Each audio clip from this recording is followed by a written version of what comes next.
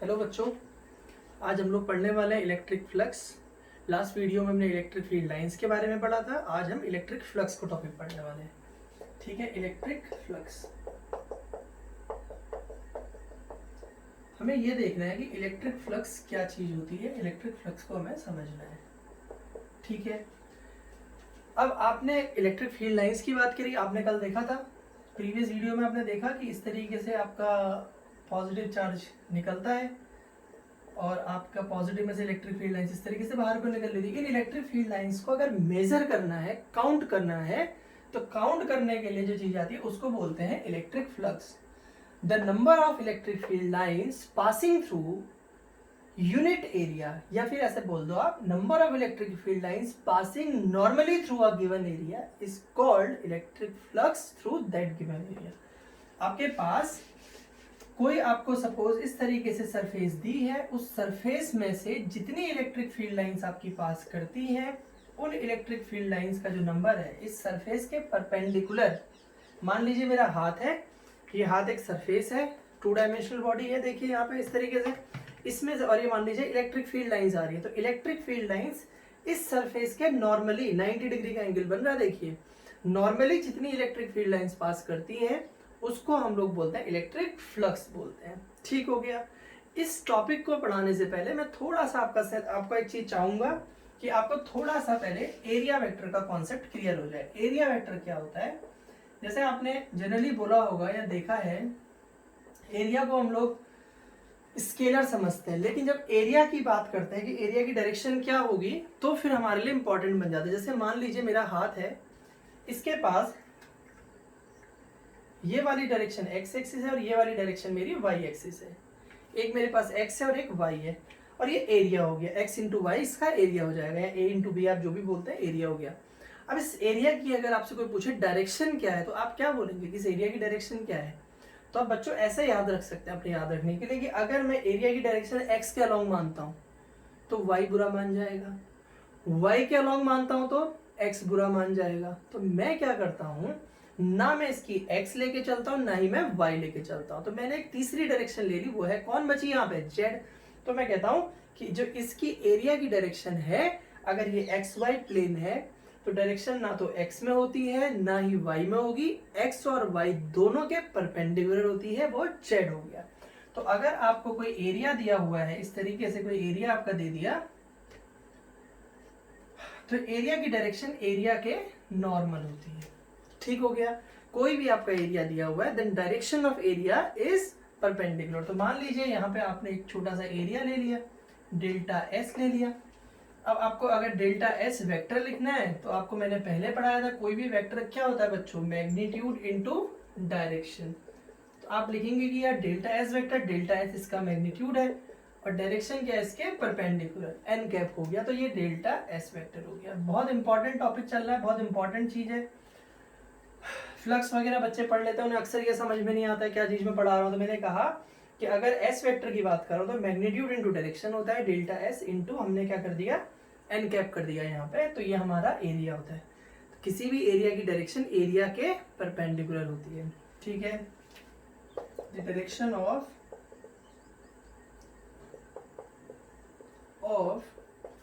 Area is normal to its surface। normal means perpendicular होती है, normal to its surface। ठीक है, तो अगर मुझे एरिया वेक्टर बताना है, एरिया वेक्टर, तो वो क्या हो गया? जैसे हमने डेल एस कोई एलिमेंट्री एरिया ले लिया, उसके लिए डेल एस वेक्टर निकाला, तो magnitude into direction delta S into N cap हमने कर दिया। दिस इज इलेक्ट्रिक, सॉरी ये हमारा एरिया वेक्टर हो गया। अब मैं आपको इलेक्ट्रिक फ्लक्स समझाने वाला हूँ। ठीक है, तो इलेक्ट्रिक फ्लक्स की पहले मैं डेफिनेशन लिख देता हूँ, फिर उसे समझा देते हैं। देखिए डेफिनेशन तो सिंपल सी बात है, आप ऐसे समझिए, मान लीजिए आप ये मान के चलिए, जैसे मान लो ये आपके पास कोई प्लेन शीट है, इसके पास पॉजिटिवली चार्ज है, तो इलेक्ट्रिक फील्ड लाइंस निकलेंगी, इससे परपेंडिकुलर बाहर की तरफ को निकलेंगी। और मैंने अपना हाथ रख दिया सामने, तो क्या होगा? इस हाथ से, ये हाथ एरिया हो गया, इस हाथ से कितनी इलेक्ट्रिक फील्ड लाइंस, आप ये मान के चलिए यहाँ पे ये बंदूक है, या इस टाइप की प्लेन कोई बंदूक है, इसमें से गोलियां निकल रही है, यहाँ से बाहर को ऐसे गोलियां निकल रही है। ठीक है, तो वो गोलियां मेरे हाथ से कितनी जाती हैं? 10, 20, 30, 50, 100, उनका जो नंबर है उस नंबर को मैं सिंपली इलेक्ट्रिक फ्लक्स बोल देता हूँ। आ रही है बात समझ में? आप ऐसा समझ के चलिए कि इसमें से कुछ चीजें ऐसे होल्स है वो निकल रही है तो वो इस हाथ से जाएंगी इस तरीके से। तो हमने देखना है कि इसके नॉर्मल देखना होता है, जितनी भी वो नॉर्मल में पास कर रही होगी उनका नंबर क्या कहलाएगा? आपका फ्लक्स कहलाएगा। तो क्या हो जाएगा? Electric flux is the electric flux is the number of electric field lines, number of electric field lines passing normally through, normally means perpendicular, through a given area। किसी एरिया से नॉर्मली जितनी electric field lines pass करेंगी उनका जो number है उस number को हम लोग इलेक्ट्रिक फ्लक्स बोल देते हैं। अगर मैं इसका सिंपली एक डायग्राम बना के आपको दिखाऊं तो वो ये है, देखिए आपके पास ये कोई सरफेस है, आप इस तरीके से इसमें से इलेक्ट्रिक फील्ड लाइंस को दिखा दीजिए। ठीक है, ये इलेक्ट्रिक फील्ड लाइंस को आपने दिखा दिया। तो इलेक्ट्रिक फील्ड लाइंस आपकी जा रही है, ये कोई एरिया हो गया। और इलेक्ट्रिक फील्ड से जो है आपका वो है नॉर्मल टू दी सरफेस। ठीक है, इस सरफेस के वो नॉर्मल जा रही है। ठीक हो गया। अब अगर मान लीजिए कहीं पे इलेक्ट्रिक फील्ड इसके नॉर्मल ना जा रहा हो, किसी एंगल पे जा रहा हो, तब क्या होगा? तो एक इसका छोटा सा फॉर्मूला है, उस फॉर्मूले को हम लोग ड्राइव कर लेते हैं। ठीक है, आप ये समझना, अभी थोड़ा सा फॉर्मूला है, फिर थीटा को लेके कुछ बच्चों में कंफ्यूजन रहता है, उसको क्लियर कर देते हैं। मान लीजिए मैं इसको फिर से बनाता हूं। ठीक है, इसकी डायरेक्शन क्या होगी? अभी मैंने बोला था इसके perpendicular, this is an cap. ये 2D बोर्ड में जो बना रखा है ऐसे जो बन रहा है, आप इसको ऐसे समझिए, मैंने ये रखा हुआ है। आपकी जो चीज दिख रही है आपको बनी हुई, इसको बोर्ड में आपने देखना है कैसे? आपने ये देखना है कि कोई चीज इस तरीके से रखी हुई है।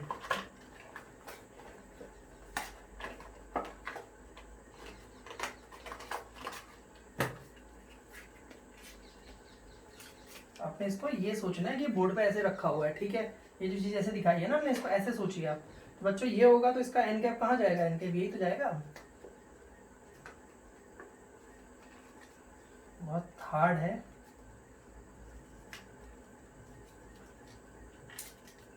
सॉरी। तो ये आपका एन कैप हो गया। इलेक्ट्रिक फील्ड लाइंस इसके परपेंडिकुलर जा रही है, तो ये एन कैप हो गया। This is the direction. तो हमने इसको ऐसे करके रखा हुआ है, बोर्ड में तो ऐसे दिखाऊंगा मैं, आप ऐसे समझिए इसको, ये रखा हुआ है और एन कैप आपका ये जा रहा है इसके परपेंडिकुलर। ठीक है, इसको हम यहाँ इसके सेंटर से दिखा देते हैं। अब मान लीजिए इस डायग्राम में जो इलेक्ट्रिक फील्ड लाइंस है वो इस तरीके से जा रही है। ये इलेक्ट्रिक फील्ड आपका इस तरीके से है, थीटा एंगल पे। जो एरिया की let electric field is at an angle theta to the direction of area vector। मैंने कहा जो मेरा इलेक्ट्रिक फील्ड एक्ट कर रहा है वो इस जो एरिया वेक्टर है उसकी डायरेक्शन से थीटा एंगल बनाता है। तो अभी मैंने बोला था बच्चों इलेक्ट्रिक फील्ड लाइंस का वो नंबर काउंट करना है मुझे जो इसके परपेंडिकुलर जा रहा होगा। तो इस ई वेक्टर के मेरे पास दो कंपोनेंट होंगे, आप समझिए।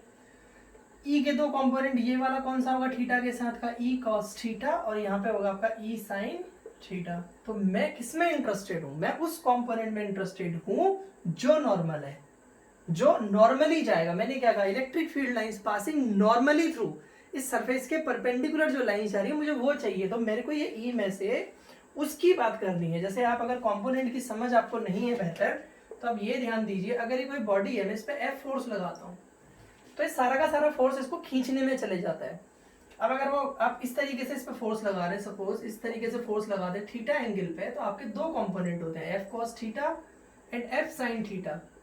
तो बेटा अगर आप ऐसे करके खींच के किसी चीज को लेके जा रहे हैं तो एफ कॉस थीटा उसको आगे को लेके आएगा, जो आपका फोर्स है, फोर्स का एफ कॉस थीटा पार्ट उसको खींचने में लग रहा है, और एफ साइन थीटा उसको उठाने में लग रहा है। एफ साइन थीटा हो गया, ये क्या हो गया आपका एफ कॉस थीटा। इस तरीके से हो गया। तो वैसे ही ई के दो कंपोनेंट होंगे, तो मेरे को कौन सा वाला कंपोनेंट चाहिए, E cos theta, because E cos theta is in the direction of normal. यहां पे लिखेंगे as E cos theta is in the direction of N cap. ठीक है, अब यहीं पे बच्चों मैंने क्या किया, एक यूनिट एरिया भी ले लिया, सॉरी नॉट, एक आपका एलिमेंट्री एरिया ले लिया।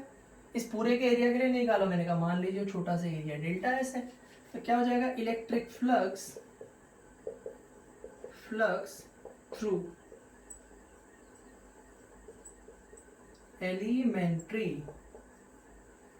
Elementary area is equal to क्या हो जाएगा, देखो normal component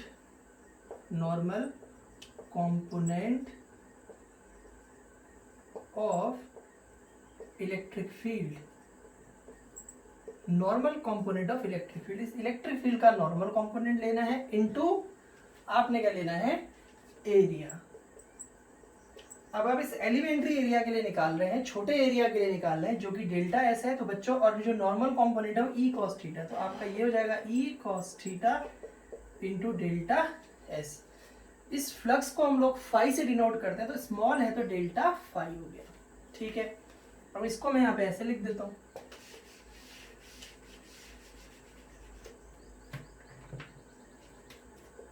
delta phi equal to E delta S cos theta.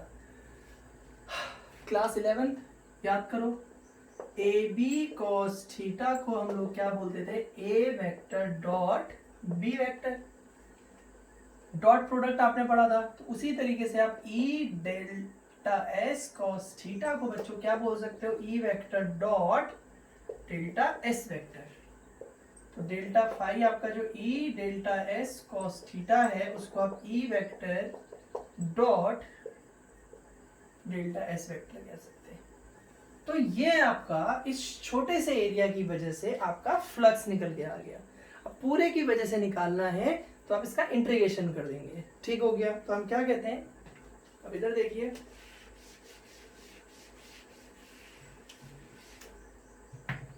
Electric flux through whole surface phi is equal to क्या हो जाएगा, integration delta phi. Small quantity delta phi है, उसका मैंने इंटीग्रेशन कर दिया, तो इंटीग्रेशन क्या हो जाएगा आपका, ई डेल्टा एस कॉस थीटा, यहाँ पे इंटीग्रेशन ई डॉट डी एस। ठीक है, अब यहाँ पे स्पेशल केसेस डिस्कस कर लेते हैं। स्पेशल केसेस की बात करते हैं।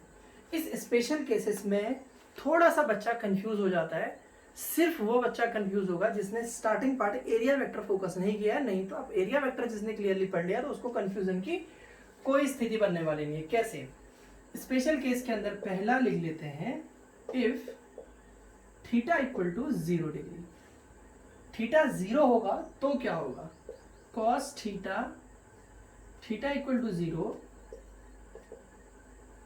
तो आपका कॉस थीटा कॉस 0 वो 0 हो जाएगा, सॉरी एक्सट्रीमली सॉरी, कॉस 0 1 होता है आपका, तो जो फाई है आपका कितना हो जाएगा, इंटीग्रेशन ई डेल्टा एस, क्योंकि कॉस थीटा की वैल्यू 1 हो गई, जैसे ई बाहर आ जाएगा बेटा, इंटीग्रेशन डेल्टा एस, छोटे से पोर्शन का इंटीग्रेशन करोगे तो टोटल एरिया आ जाएगा, तो ई इंटू ए।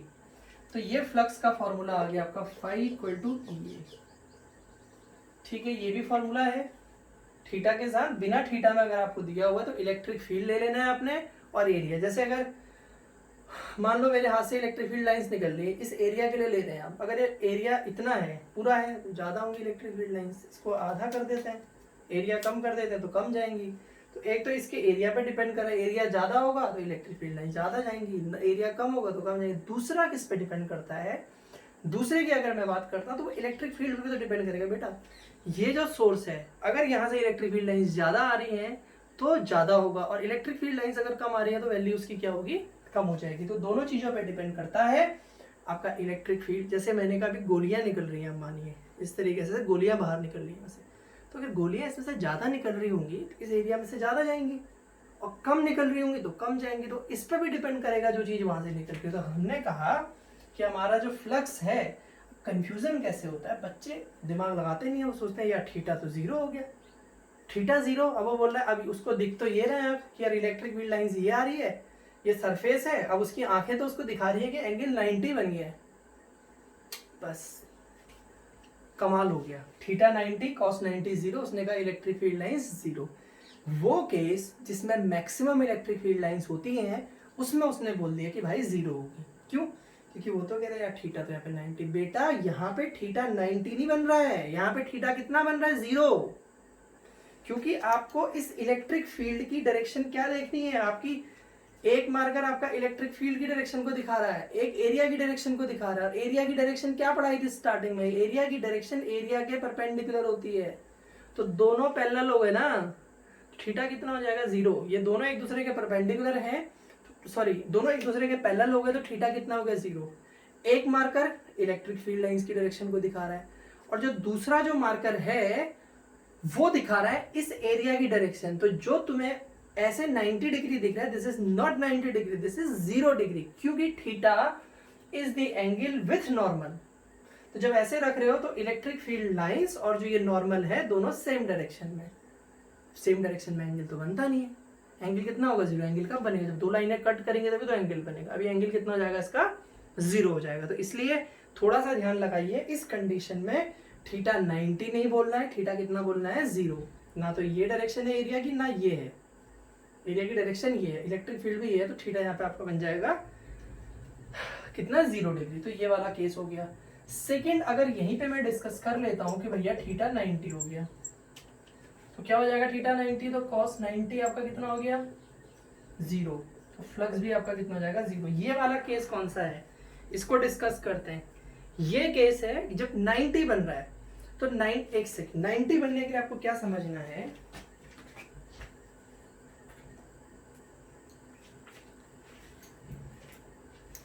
बहुत देर से मेरी नजरें एक पेन को ढूंढ रही थी जो अब जाके मिली है मुझे रूम में। ये देखिए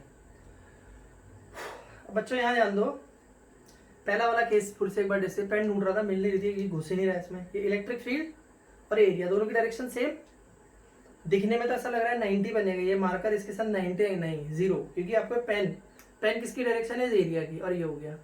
अब इलेक्ट्रिक फील्ड को ऐसे ही रहने देते हैं और इसको ऐसे कर देते हैं, तो अब एंगल कितना बन रहा है, 90 डिग्री।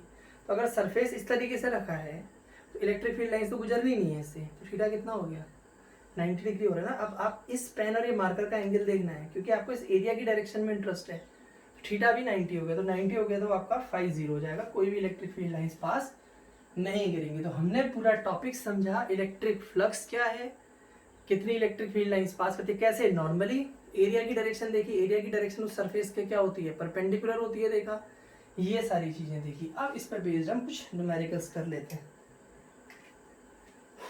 जल्दी से इसको नोट कर लीजिए। और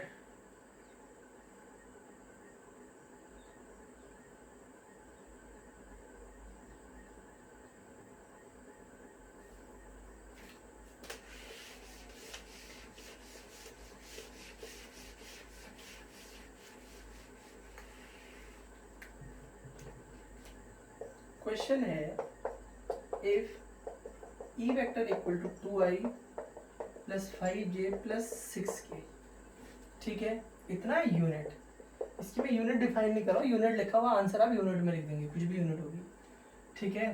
calculate electric flux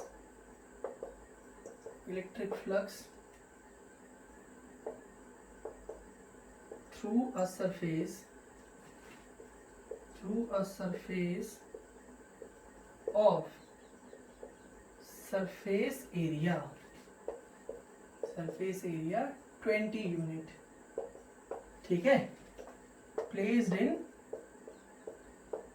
YZ plane, ठीक है। सॉल्यूशन, आपका इलेक्ट्रिक फील्ड तो भाई ये दिया हुआ है 2i plus 5j plus 6k। अब हमने फ्लक्स का फॉर्मूला क्या पढ़ा था, E डॉट ds बोल दो या E डॉट a बोल दो, ए एरिया वेक्टर हो गया। अब एरिया तो आपको 20 दिया हुआ है। अब एरिया वेक्टर क्या होता है? कोई भी वेक्टर क्या होता है आपका? Magnitude into direction. तो इसका मैग्नीट्यूड 20 है, डायरेक्शन मुझे सोचनी है। अब जो सरफेस है वो कहाँ रखी है? वाई जेड प्लेन में। मान लो ये मेरा वाई है, इसको हटा देते हैं, इसको वाई है जेड, ठीक है, ये वाई जेड प्लेन है। तो ये सरफेस वाई जेड प्लेन है, तो इसकी डायरेक्शन कहाँ होगी एरिया की? तो ना तो मैंने क्या कहा, वाई लोगे तो जेड गुस्सा हो जाएगा, जेड लोगे तो वाई गुस्सा हो जाएगा, तो ना वाई लेंगे ना जेड, तो डायरेक्शन क्या होगी? Direction is x. डायरेक्शन इस एरिया की डायरेक्शन क्या होगी? एक्स। बेटा यहाँ पे 20 है, डायरेक्शन क्या हो जाएगी इसकी? आई कैप। एक्स एक्सिस की जो डायरेक्शन होती है उसको क्या बोलते हैं हम लोग? आई कैप। आई कैप, जे कैप, के कैप आपके 3 यूनिट वेक्टर होते हैं।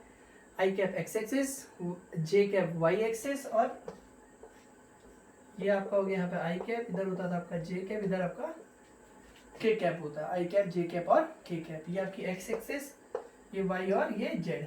तो आपका जो प्लेन वो रखा हुआ है अभी, वो वाई जेड प्लेन में रखी हुई है। तो वाई जेड की डायरेक्शन क्या होगी? वाई जेड के परपेंडिकुलर। तो वो कौन है? एक्स। एक्स की डायरेक्शन आई कैप, तो एरिया की डायरेक्शन कितनी होगी? 20 आई कैप। फ्लक्स का जो फॉर्मूला उसको अप्लाई कर देते हैं। फाई इक्वल टू कितना है? E dot A,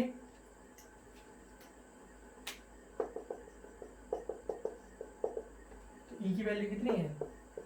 2i plus 5j plus 6k dot 20 I cap. I dot I कितना होता है आपका? 1, जे डॉट आई 0, के डॉट आई 0, तो आपका यहाँ 2 इंटू 20 हो जाएगा, यानी कि 40। मैंने यहाँ पे यूनिट लिख दी।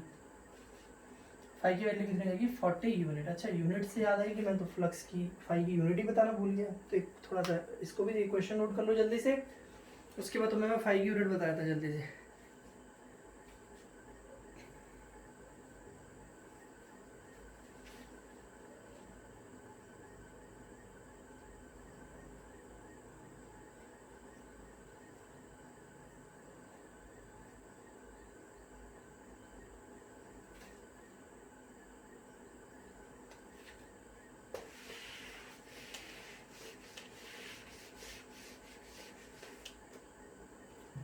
की यूनिट हम देख लेते हैं, थोड़ा सा मैं भूल गया यूनिट पढ़ाना फाई की। बेटा फाई क्या था आपका? ई इंटू ए था। ई क्या होता है आपका? एफ अपॉन क्यू नॉट, और ये एरिया हो गया। एफ के लिए न्यूटन, क्यू के लिए कूलम, एरिया के लिए क्या होता है आपका? Metre square. तो यूनिट होगी इसकी न्यूटन मीटर स्क्वायर कूलम -1। थोड़ा मैं भूल गया था इसको बताना वहाँ पे, इसको नोट कर लो यूनिट को जल्दी से।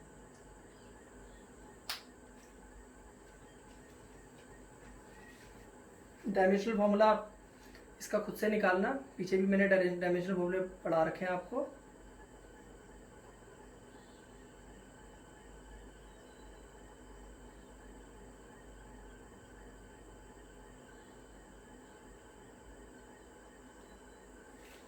एक क्वेश्चन और करते हैं।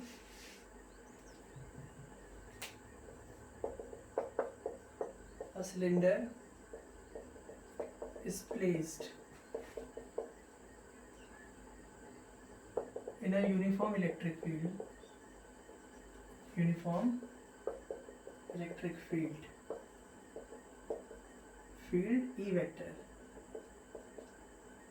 with its axis along the field, along the electric field, ठीक है। Calculate total flux, calculate total flux question mark. Solution आपके पास क्या है? देखिए कोई सिलेंडर है, उस सिलेंडर को यूनिफॉर्म इलेक्ट्रिक फील्ड में रखा हुआ है, ठीक है। ये सिलेंडर की एक्सिस हो जाती है बच्चों, ठीक है।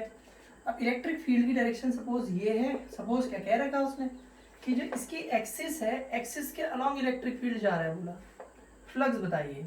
तो मैं इसको 3 पार्ट में डिवाइड कर देता हूँ, इसको ए बोल देता हूँ, इसको बी बोल देता हूँ, और यहाँ पे एक छोटा सा पोर्शन ले लेता हूँ, उसको मैं सी बोल देता हूँ। तो यहाँ पे क्या होगा? देखो इसकी जब हम बात करेंगे, इलेक्ट्रिक फील्ड आपका क्या हो रहा है, देखिए आपका इलेक्ट्रिक फील्ड की डायरेक्शन ये है, ठीक हो गया। तो अब हम क्या करते हैं, अगर हम यहाँ की बात कर रहे हैं, आपका जो एरिया है, तो अब एरिया की डायरेक्शन क्या होगी? अभी मैंने बताया, आप सिलेंडर को आप कंसीडर करेंगे तो एरिया की डायरेक्शन क्या होगी? सरफेस के परपेंडिकुलर होती है। तो आपके पास देखिए क्या होगा, जैसे यहाँ पे आप पहले तो इलेक्ट्रिक फील्ड को डिफाइन कर लो, ये इलेक्ट्रिक फील्ड हो गया, ठीक है, और यहाँ पे आपका इलेक्ट्रिक फील्ड हो गया, और ये सिलेंडर है, ठीक है।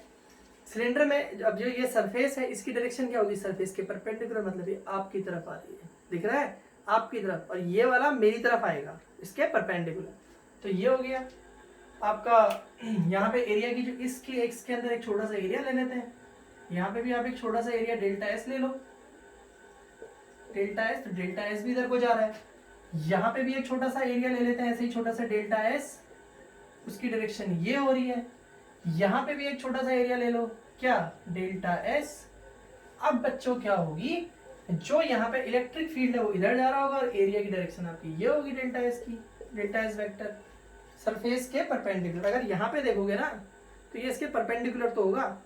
तो आपका जो टोटल फ्लक्स है वो 3 पार्ट्स में होगा, phi A, phi B plus phi C. Flux का फॉर्मूला क्या होता है, phi equal to E dot D S.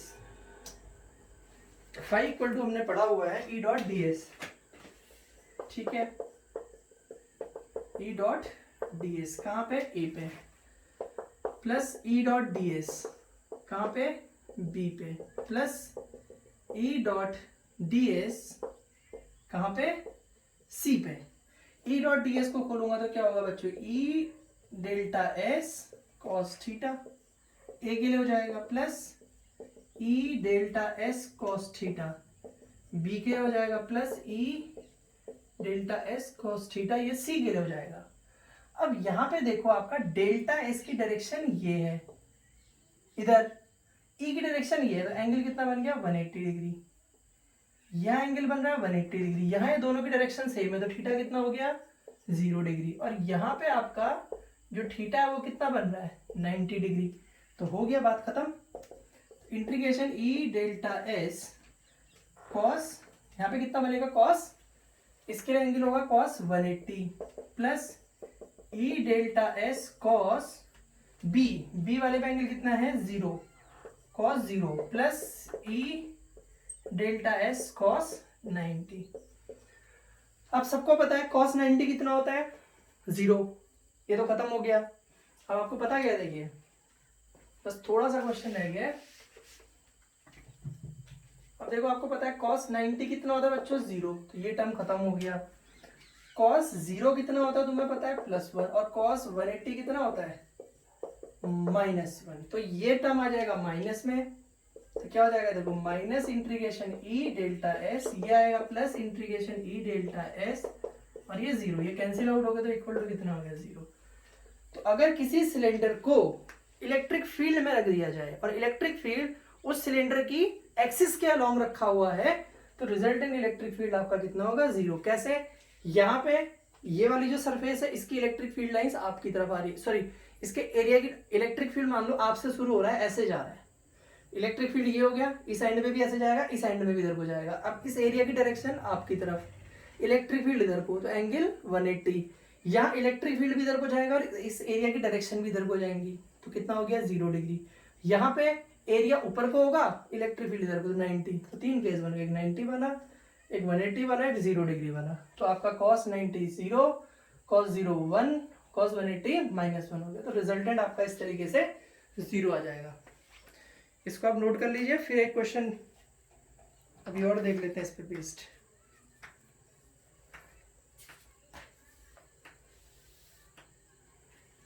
चलो बच्चों अभी फिलहाल इस वीडियो में इतना ही करते हैं, फिर आगे देखेंगे, और ये क्वेश्चंस आप लोग कर लीजिए। Thank you.